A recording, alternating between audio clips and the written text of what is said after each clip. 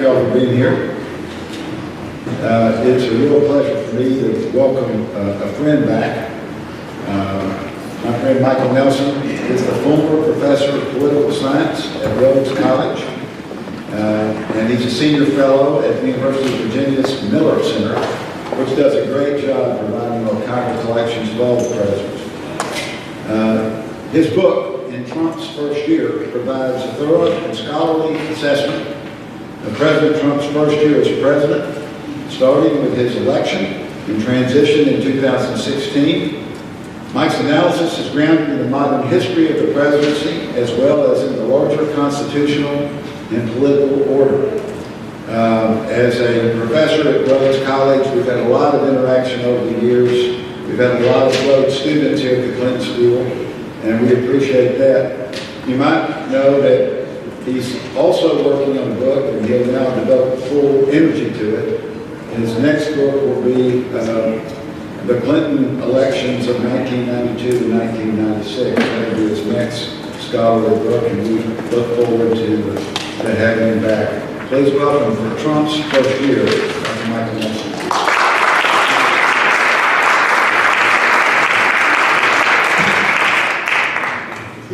It is always such a pleasure to be with a Clinton School audience and a Little Rock audience. This is my third time speaking from this podium, and I won't talk about all three times, but I'll talk about the first a little bit because it's the most memorable experience I ever had talking before a group, because it was right after I published a book on the spread of legalized gambling in the South, casinos and lotteries, and the book came out, and I gave my presentation here right when you all were deciding as a state whether to create a state lottery. And so my talk was very much explaining and analyzing and not taking sides, but in the course of the question and answer, somebody said, well, how would you vote on the lottery? And I said, I'm not going to tell you that. I'm not from Arkansas.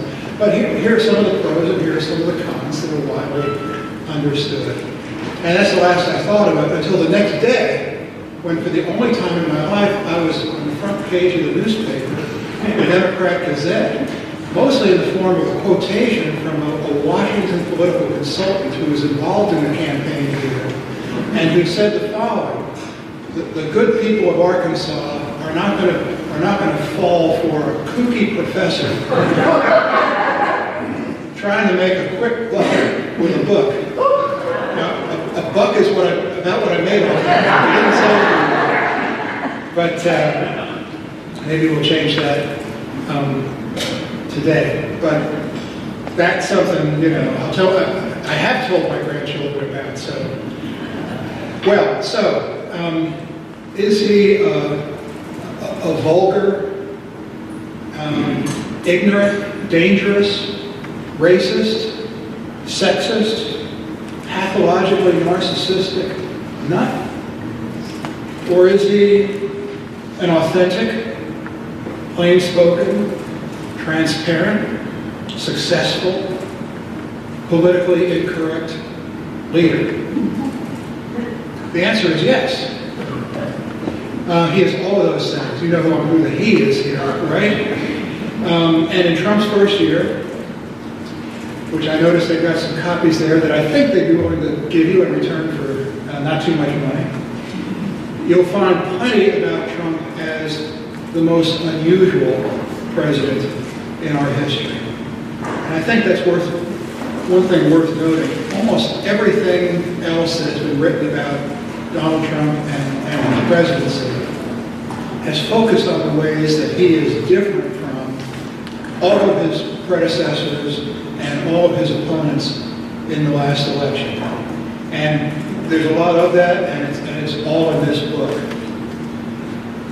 But in my book, I like to think you'll also find a lot more about Donald Trump in the broader context of 230 years of our history under the Constitution. And Donald Trump is the 45th president. He's not the first president. And so for as long as that Constitution has been in effect, the presidency has been in effect. And if we can stand back a little, as I've tried to do in this book, and look at Trump's first year in the context of the larger constitutional system and the much longer history of the presidency. That's the perspective I was trying to bring. Now, my friend Skip was kind enough to mention my work with the Miller Center at the University of Virginia. And certainly one of the things the Miller Center has done that might be of interest to this audience would be oral history interviews, long interviews, day and a half interviews with members of previous presidential administrations. And 3 years ago, the Bill Clinton oral histories were unveiled in an event here on this campus. But another thing the Miller Center was involved in starting 2 or 3 years ago, which I also got to participate in, was the First Year Project. You can still go to firstyear.org and see the many essays and events that were all focused on the first year of a president. Not on this president, but what we know about presidents' first year is based on the long history of the office. And it was out of my work with that I thought, well, okay, so I now know more than I did before about the ways in which a president's first year posed distinctive challenges, because no other job prepares one to be president in every way. So part of what you expect to see happen during the president's first year is a lot of on-the-job training, a lot of learning by doing. But not just challenges, but opportunities, because a new president coming in ordinarily has a honeymoon period with the voters, with the media, with the Congress, a window in which sometimes you can get a lot done that won't be possible to get done with the passage of time. And so it was out of my work involving, done well in advance of the 2016 elections, and was focused on the challenges that any new president faces during the first year. Now, we've had 45 presidents during our 230 years of history under the Constitution. Let's think about that Constitution for a moment. What they did in the summer of 1787 in Philadelphia was to create a new form of government in which the power of government was sliced and diced so that it could not belong to any one set of hands. So within the federal government itself, we have the 3 branches. Within Congress, we have the 2 houses. And then we have power sliced and diced between that government in Washington and the governments of the various states and cities. Well, that alone tells you that no matter who the president is, Donald Trump or otherwise, any president has to operate in a system in which he or someday soon, I think, she cannot monopolize control of the government. And so in writing this book, Trump's first year, but it's not like there's a chapter on January and then a chapter on February. Every chapter is organized around some aspect in which the president is embedded in the larger political system. So President Trump and Congress, President Trump and the courts, President Trump and state governments, President Trump and the media, which, again, under the Constitution, we have a free press, and we have the right for citizens to organize because of the First Amendment to the Constitution. And so I have all this in mind, the historical context and the constitutional context, when I started working on this book. And one thing history tells us, when we look at Trump's first year, in broader context, is that he took office under very fortunate circumstances. Now, he did a masterful political job during the campaign of convincing us that we were just 1 or 2 days away from the apocalypse.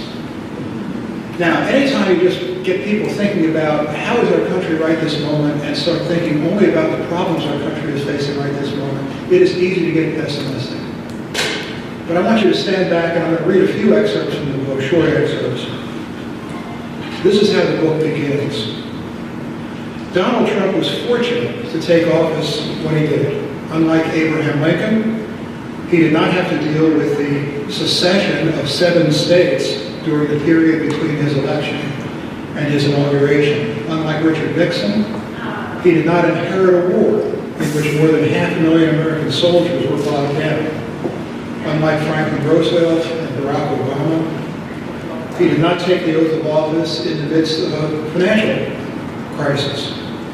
And although the world had a share of problems when the Trump presidency began, they were ongoing problems, not new or urgent, not crises.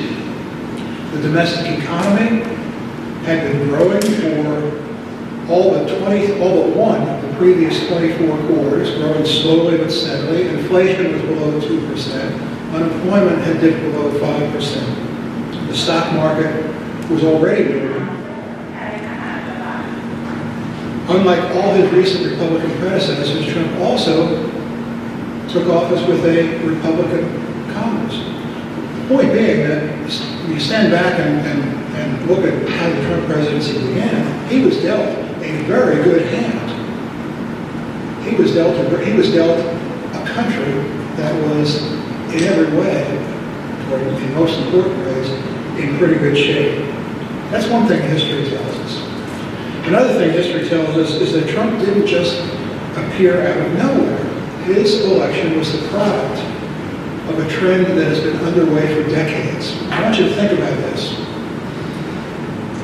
Go back 70 years, or a little more than 70 years, to the late 1940s. And coming out of that decade, and roughly through the next 25 or 30 years, all the presidents we elected not only had experience in government, but experience in Washington. So Harry Truman, Dwight Eisenhower, John F. Kennedy, Lyndon Johnson, Richard Nixon, Gerald Ford, every one of those presidents experienced in government, and in particular experience in the federal government. Well, that kind of makes sense when you think that just before that era began, we had licked the Great Depression and licked the Axis in World War II, and most people thought the federal government was doing a pretty good job and could be trusted. And then along came Vietnam and Watergate. And people still wanted their presidents to have experience in government, but now it wasn't Washington experience they wanted, it was experience in the states. So Jimmy Carter, former governor of Georgia, gets elected in 1976 by basically saying, I've never been part of that Washington mess, but I know how government works. I've been the governor of the state.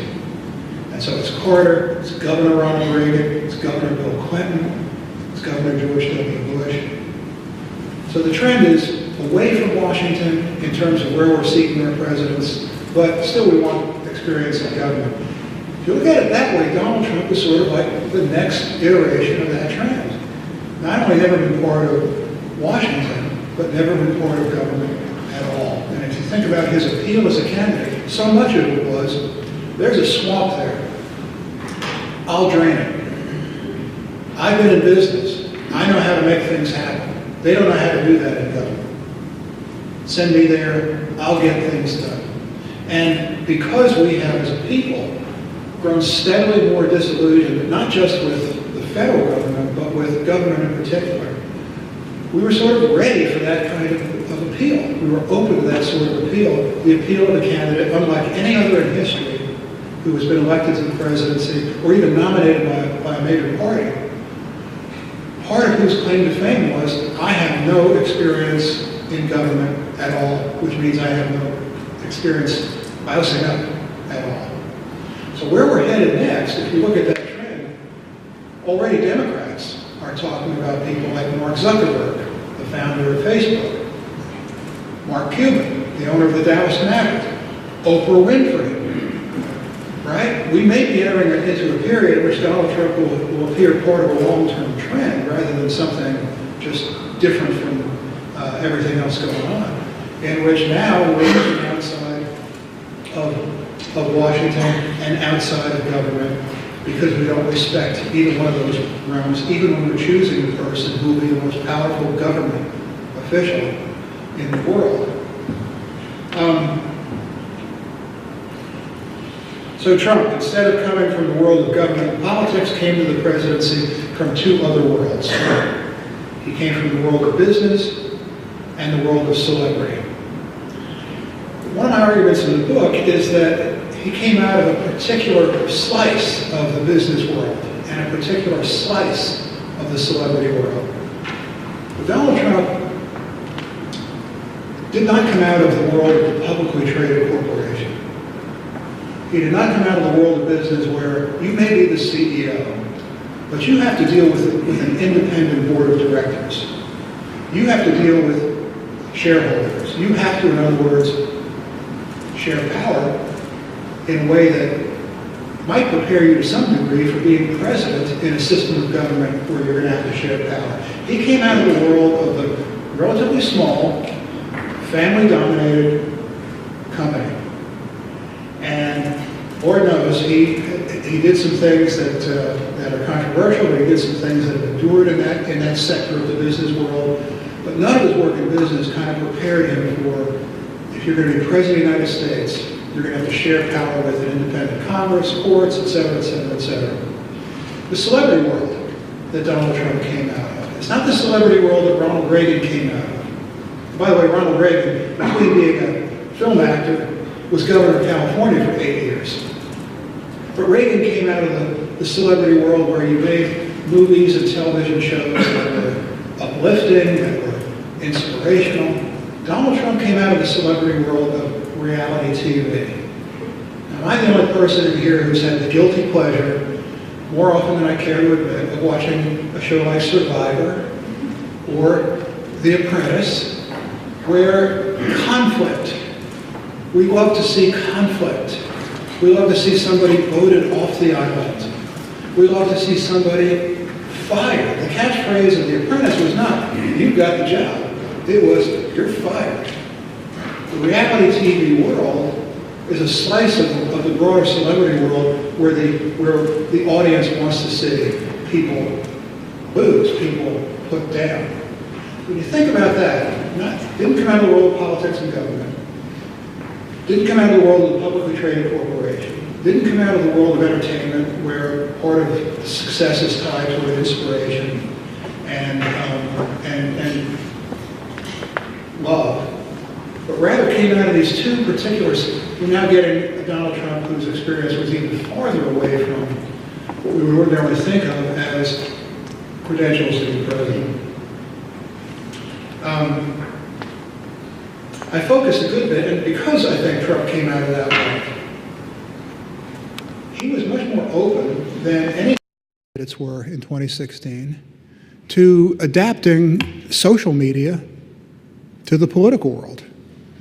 You know, famously, new media of communications have come along in our history, and there's been a president who finally got it, knew how to use it effectively to communicate. So radio came along as an entertainment medium in the 20s, but it took Franklin Roosevelt to figure out how to use radio effectively as a tool of political leadership. Right? What FDR realized was you're talking to the biggest audience in human history, tens of millions of people, but you're talking to them in their homes, in groups of 2 or 3 or 4 or whatever. So you do it in a conversational way. And then television came along in the 50s. But it took John F. Kennedy to sort of figure out television is a visual medium. It's not just the words you say, it's how you look, it's how you move. And so John F. Kennedy sort of made the breakthrough for presidents in knowing how to use television effectively. And I would put Donald Trump's use of Twitter in that same line. First, use of social media that a president has, and a candidate, but then as a president, has used to communicate directly and authentically with, in his case, well over 40 million people at a time. More, by the way, more people follow Donald Trump on Twitter than subscribe to all of America's newspapers combined, online and print. And you know how this works. He spends the morning watching one Fox and Friends or Morning Joe and sees something he likes or doesn't like, and it goes straight from here into his thumbs, into his phone, out there into the world, and we're spending the rest of the day talking about the latest tweet. But it's a way for Donald Trump to communicate directly, without filter, directly with the 35 or so % of the American people who are his core of support. Every day he tweets, he's renewing that bond. That's, I think, something that future presidents, they may use it for different purposes, but I think future presidents are going to learn from. I'm going to read you a little bit about Donald Trump and the use of Twitter. He's not the first to use it. Obama used Twitter a lot, but he wasn't writing it. You know, he had staff people, and they'd send out something about, oh, today is National March of Dimes Day, and, you know, I salute all the Trump is like, and by the way, let's have a little audience sing-along here. I'm going to say a phrase, and you fill in the blank. Blank Hillary. Huh? Right? Everybody knows what Trump, blank Ted. Lion Ted. Blank news. Fake. Blank healthcare. Blank infrastructure. The point I'm making here is that Trump has been great. He's kind of the playground bully's ability to find somebody's point of vulnerability and attach a nickname that we can't forget. This is Arkansas. This is the city in which Hillary Clinton was first lady for what, 10 or 12 years. But I think more people think crooked. They might be appalled by that, but you can't get that out of your head. But think about any of Donald Trump's positive initiatives where he's come up with a phrase that has also been equally sticky in our minds. So again, you know, Twitter, but of a particular kind. So, as a candidate, Trump acknowledged that being president would be different than running for president. Concerning Twitter, he said, I'll give it up after I'm president. We won't tweet anymore. I don't know, not presidential. For the moment, at least, Trump seemed to grasp the distinction between campaigning and governing. Campaigns are won by defeating a series of opponents. The words spoken by a candidate, however specific, have no direct effect on the conduct of government. In contrast, government is about securing cooperation from other constitutional actors.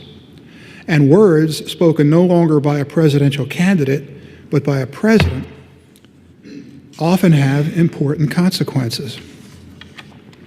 Nonetheless, last July, Trump tweeted, "My use of social media is not presidential, it's modern-day presidential." By December, Trump had more than 43 followers on Twitter. For Trump, Twitter was the direct pipeline to his supporters, unfiltered by the news media. To keep his base mobilized, Trump left few criticisms unanswered during long stretches of watching cable news programs every day. He often reacted in the moment. When somebody says something about me, I'm able to go bing, bing, bing, and I take care of it, Trump said. And we all know what happened when he was watching Morning Joe and got upset by something that Crazy Micah, low IQ Crazy Micah Brzezinski said, or Psycho Joe Scarborough said, right? Bam, bam, bam. Other targets of Trump's tweets include Arnold Schwarzenegger, Saturday Night Live, Germany, Sweden, Chicago, Nordstrom, crying Chuck Schumer, the mayor of London, the mayor of San Juan, and of course, all the fake news media.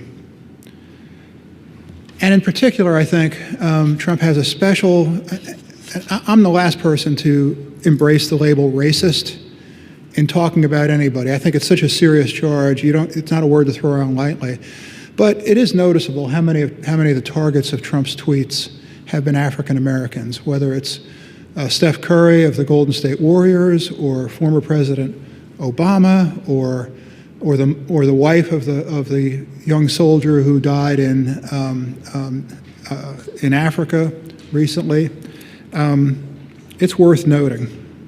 And in some cases, Trump's tweets have provided fodder for federal judges ruling against some of his actions by taking his tweets to be authentic statements of what his purpose really was, keeping Muslims out because he thinks Islam is a bad religion, as opposed to his stated purpose of wanting to protect our country. So Twitter has cut both ways for Trump, but I think that door has been opened, and presidents in the future are going to follow his path in using it for their own purposes. Well, there's a saying that I recently ran across. When 1,000 people read a book, it becomes 1,000 books. You like that? When 1,000 people read a book, it becomes 1,000 books because every reader has a different experience of that book. And what I like to think is that somebody who is a Trump supporter and sees that in this book, credit is given for remarkable success in getting his nominations for federal judges approved by the Senate, that he's been a president who's been remarkably successful at setting events in motion within the executive branch that have caused regulations on business and the environment to be rolled back, that he achieved success, not so remarkable for a Republican president with a Republican Congress, but he achieved success getting a major tax cut through. I would hope a Trump supporter could read this book and feel like, well, all the stuff that I admire about Donald Trump is in this book, along with the other stuff.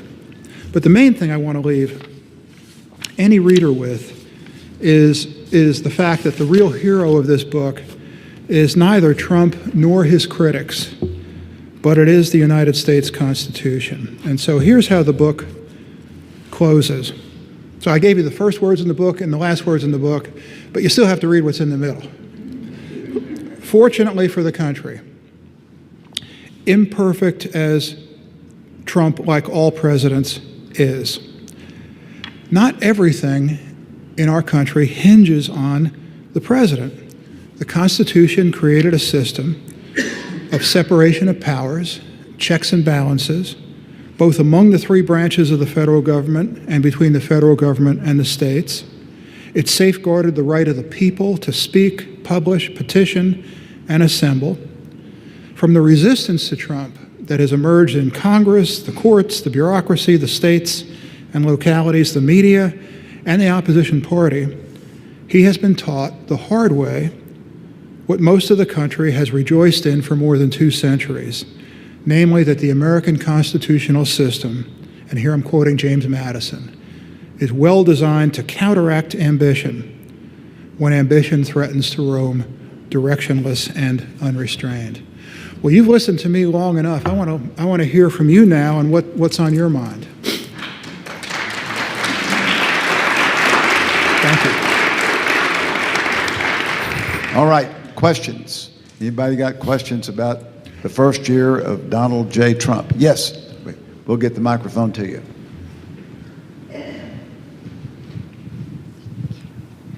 You've noted quite a few things that made Trump electable or that he used to become electable.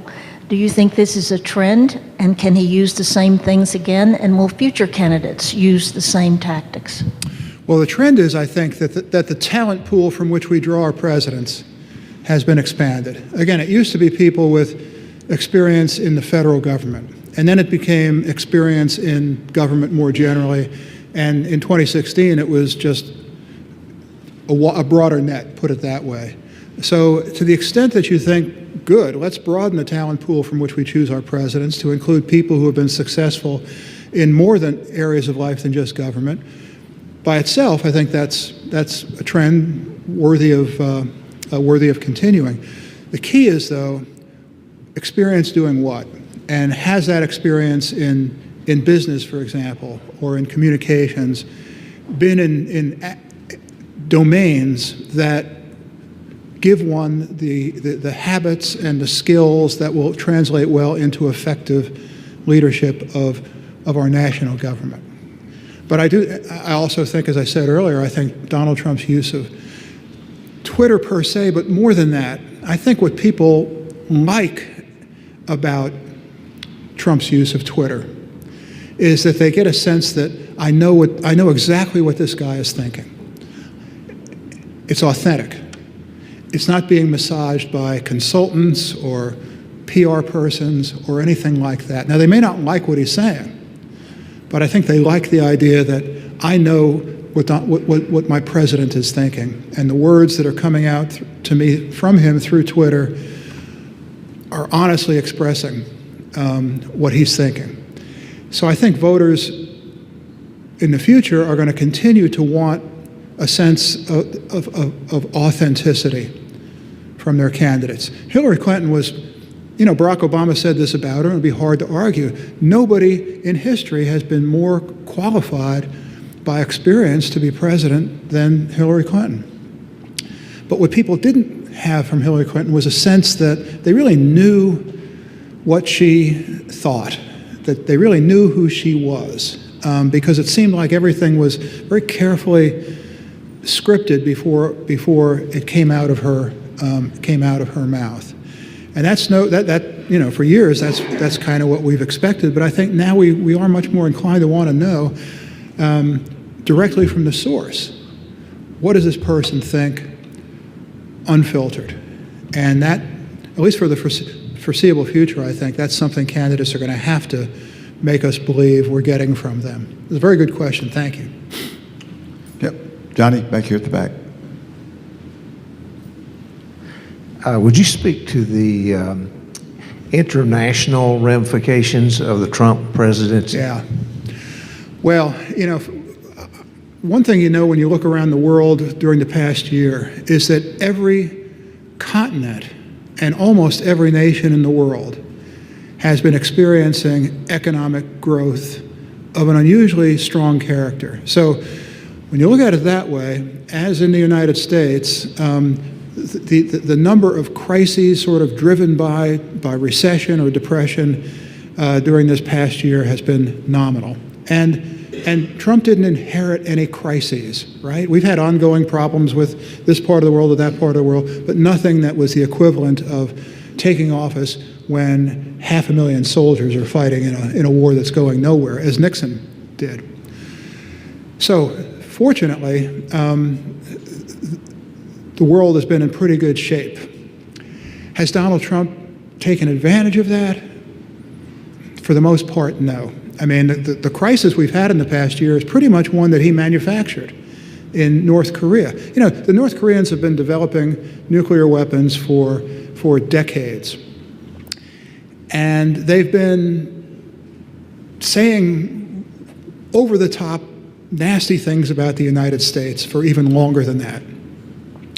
No previous president has felt like he needed to sort of get down to the level of the North Korean leader and engage him, with that kind of over-the-top language. It's because we're the United States. We don't have to get into a spitting contest with every two-bit dictator around the world. But that's not been the experience with President Trump, right? One of my favorite Trump stories, just because I think it's so funny, is that among the outrageous things that the North Korean government put out about President Trump was that he's an old lunatic. And Trump tweeted back complaining, not that they'd called him a lunatic, but complaining that they called him old, right? He's surrounded by good people. Secretary of Defense Mattis, National Security Advisor H.R. McMaster, Secretary of State Tillerson, his Chief of Staff, General Kelly, and they are doing their best to keep his impulses from turning into actions and policy. But this is a guy, and understand, I'm 68 years old, so I can relate to this. Donald Trump is a 71-year-old man who, as far as he's concerned, and by many measures, has been successful at everything he's done in life, including getting elected president in his first try for political office. This is not somebody who is going to feel any need at all to sort of change his ways. He is the guy we elected. He is the guy who has been president for the past year, and he is the guy who will be president for the... So people around him can try to kind of check his impulses, but as General Kelly said, I can change the way the White House is organized, but I'm not even going to try to change the president. What we see is what we get. Any other questions? Yeah, Aaron. So how do you think people that have to deal with them, the Congress, Senate, business people, world leaders, how are they changing their modus operandi if they want to get things done in communicating with him? Well, first of all, let me say this. Business has loved the deregulatory policies of this administration, many of which have been devoted to undoing regulations that the Obama administration put in place, which they feel like were just way beyond anything that a business can responsibly keep up with. And business loves the fact that the corporate tax rate has been cut from 35% to 21%. So the business world, I think, feels like, at least so far, Trump's policies have provided a favorable climate that outdoes any concerns they have about his sort of erratic nature and so on. That could change. You know, it's been said that if you claim credit for the rain, people are going to blame you when the drought comes. And the stock market, which had been booming for the previous 7.5 years, let's not forget, has certainly continued to boom ever since Donald Trump was elected. And Donald Trump has not hesitated to take credit for that. Well, in the last few days, the market's down almost 1,000 points. So you live by the sword, you die by the sword. But back to your point about influencing him, I think, you know, one thing people have found is that if they have the chance to talk with President Trump, the only way to get him to see things differently is, first of all, overwhelm him with flattery, and then somehow convince him that what they want him to do is something that actually he already thought of. And so that's kind of the care and feeding of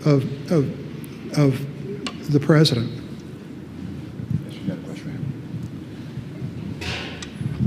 How will the investigation end? Well, who knows? You know, this coming year, so already I should tell you, I've agreed with University of Virginia Press to write a new chapter on Trump's second year that'll be added to this book. So what's going to happen this year? The one thing we know that's going to happen this year is that the special counsel's investigation is going to continue. We don't know what it's going to culminate in, and the range of possibilities is pretty wide. But we also know that there are going to be elections this November, maybe the most consequential midterm elections in history. And depending on how those elections go, if the Democrats manage to take Congress away from the Republicans, which is highly improbable in the Senate, but still could happen, then the political climate in Washington changes on its ear, the way it did for President Clinton after his first 2 years. And a Congress that is controlled by people who are hostile. And understand, we've entered into a period where members of Congress from one party do not give any credit at all to a president of the other party. The Democrats dug in from the day of Trump's election in an effort to bring him down, just as the Republicans did with President Clinton and President Obama. This is not healthy. The idea of the sort of the loyal opposition, where is that? But given that that's the reality, if the Democrats take control of the House, which I think is, you know, a reasonable probability, and against all odds, take control of the Senate. And I say against all odds because this November, Democrats are defending 26 seats in the Senate. Republicans are only defending 8. This ought to be a great year for the Republicans in Senate elections. But if somehow, and if you look at the map state by state, you can sort of see how this might well happen. If somehow the Democrats pick up a couple seats, not only will that send tremors through the political community generally, but it may also cause some Republican members of Congress, by the way, few of whom, feel any sort of personal loyalty to President Trump. They're scared of him because his 35 or 40% support from the American people translates into 70 or 75% support among Republican voters.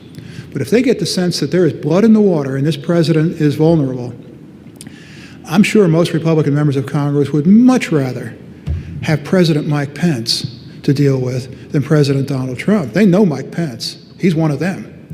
President Donald Trump is unpredictable. So this year, and of course, depending on how that investigation goes, may have an effect on the results of the election. And then think of all the other things that we can't even anticipate. Will there be a recession this year? Will the market continue to go down, or will this just turn out to be a bump?